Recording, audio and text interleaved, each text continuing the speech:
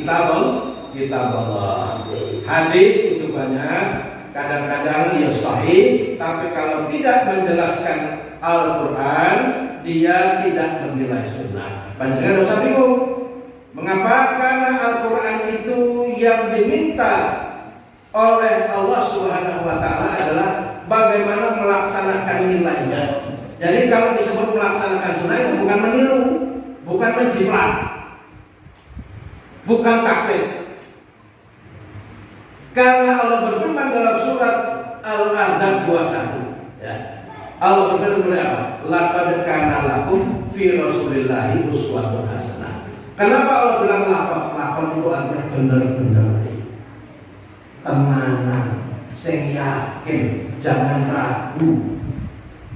Uswatun hasanah artinya keteladanan, bukan suruh jiplak, bukan, ya, tapi disuruh mengambil nilainya, nilai atau pesan moral dari perbuatan Nabi. Misalnya panjenengan tahu kalau Kanjeng Nabi istrinya 9 nih. Umpama panjenengan jiplak, tiru, ya, iso kopol-kopol dompetnya. Bojo siji wae nerjo pabrik mesti kurang, ya. Bahasanya apa? Pira-pira duit merucut, itu bojo siji, ya. Artinya apa? Kita boleh tidak beristri 4. Yang penting kita bisa melaksanakan sunnah Nabi ini sesuai kemampuan kita. Lah, makom kita istri siji. Kalau Kanjeng Nabi memang kapasitasnya besar, mau makin gede, kamare ono 11. Lah sampean nang perumahan kok arep bojo iki. Arep tukin wah apa piye? Ora cocok, ya.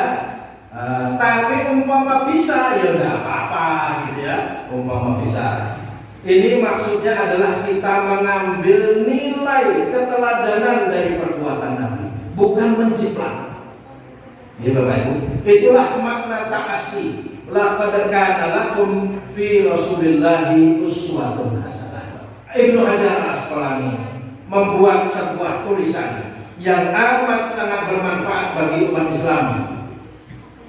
Dalam kitab Tahdhibut Tahdzib, sunnatullah. Sunnah itu adalah ma udhifa ila Nabi sallallahu alaihi wasallam qaulan aw fi'lan aw sifatan aw taqriran ma yubayyinul Qur'anal Karim.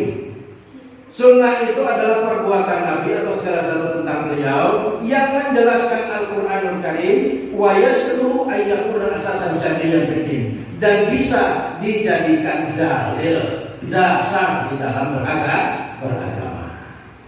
Jadi yang dimaksud ta'assi menteladani itu adalah mengangkat nilainya dari sebuah perbuatan. Perbuatan Nabi itu pesan moralnya apa?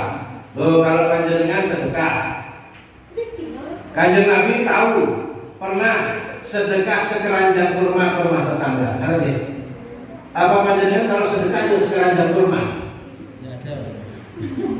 Angel boleh ada tahu. Ya bawalah beras, roti. Kanjeng Nabi begitu itu pesan moralnya supaya kita rajin sedekah, bukan kurmanya. Suatu hari Kanjeng Nabi Sallallahu Alaihi Wasallam lewat di depan Masjid Nabawi. Di depan masjid itu ada 6 pohon kurma. Lantas Anas bin Malik naik ke atas. Kanjeng Nabi bilang, "Hei Anas, itu pohon kurma, tidak usah kamu rawat, dia akan berbuah sendiri. Turun." Anas turun karena tahu Kanjeng Nabi bilang begitu, teriak begitu. Anas bin Malik merasa lega, dia tak harus repot-repot, tak harus Hingga 3 bulan berikutnya musim kurma, musim berbuah. Semua kurma di Madinah berbuah, tapi yang di depan masjid tidak. Sebab apa? Orang disirami, orang diopeni. Terus Rasulullah lewat sama Anas.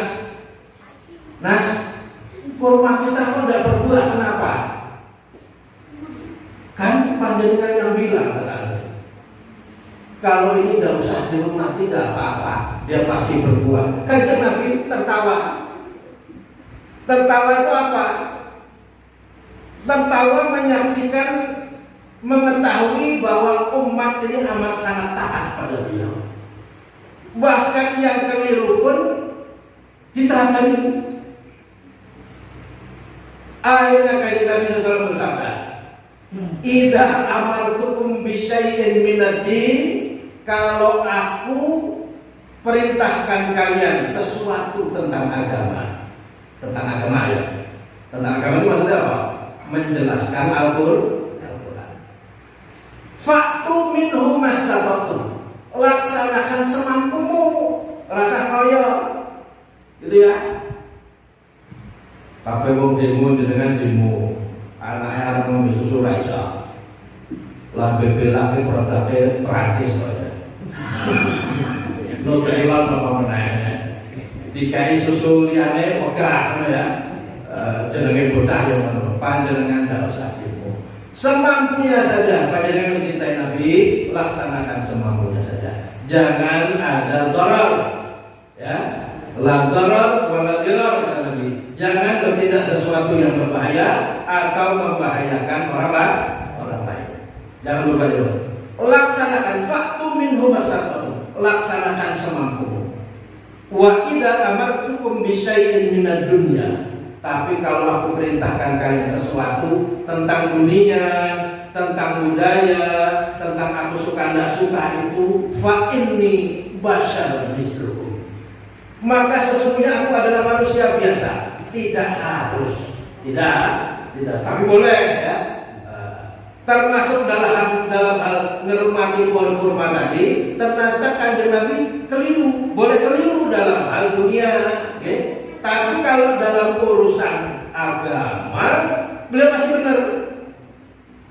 Tapi kalau dalam hal urusan dunia beliau boleh keliru atau meleset. Ketika beliau akan membuat pada perang Badar, membuat posko itu di muka, di mulut gua, cerukan dua gunung. Padahal di pojok sana ada air. Maka beliau bertanya pada Salman Al-Farisi, ahli strategi perang dari Persia, "Wahai Salman, apakah kau punya pendapat berbeda?" Lantas kata Salman Al-Farisi, "Apakah engkau bikin posko di sini itu karena wahyu ya Rasulullah?" "Tidak," kata Nabi. "Ini pendapatku. Kalau begitu aku punya pendapat berbeda ya Rasulullah. Bagaimana kalau kita bikin posko yang dekat air sana? Indal wadi, baidal wadi, dekat dengan sumber air. Karena zaman dulu itu perang sedino lah kok. Jadi butuh asupan akses kepada air. Kanjeng Nabi bermanut, engkau benar wahai Salman. Beda. Manut sama Salman. Itu artinya apa? Kanjeng Nabi boleh keliru dalam hal-hal yang duniawi. Tapi beliau tidak pernah keliru dalam hal agama. Namun demikian dalam hal-hal dunia pun beliau lebih banyak benarnya. Terutama tentang al-akhlakul karimah, akhlak orang dunia ini. Tetapi tentang selera, tentang cara, ya, bahkan tentang prediksi penyakit, ya. Misalnya ada hadis begini: "Firru minal majzum firaraka minal asad." Berlarilah engkau dari orang yang sakit kusta seperti engkau berlari dari kejaran singa. Belakangan ketahuan bahwa orang sakit kusta itu tidak menular. Nah, Bapak Ibu yang dirahmati Allah, Al-Imam Al-Hafidz Ibnu Hajar telah menetapkan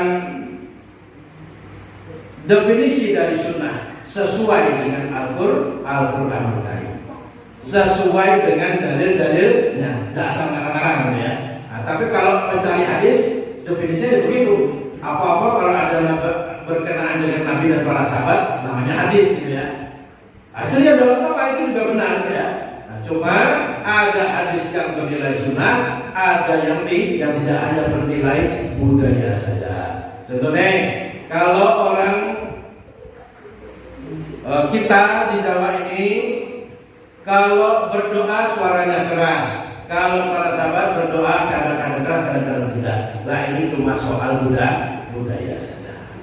Contoh, kalau Kanjeng Nabi sholat tidak memakai tutup kepala, kadang-kadang memakai. Kalau kita pakai peci, ini cuma soal budaya, tidak apa-apa. Soal duniawi, ya, maka itu tidak ditekankan di dalam hadis, ya. Tidak, soal budaya itu bukan masuk ranah dalam syariat. Oleh sebab itu kita harus memudahkan bagaimana memahami sunnah ini supaya lebih bernilai, lebih mudah dilaksanakan, dan umat Islam tidak kebingungan tentang definisi hadis, definisi sunnah.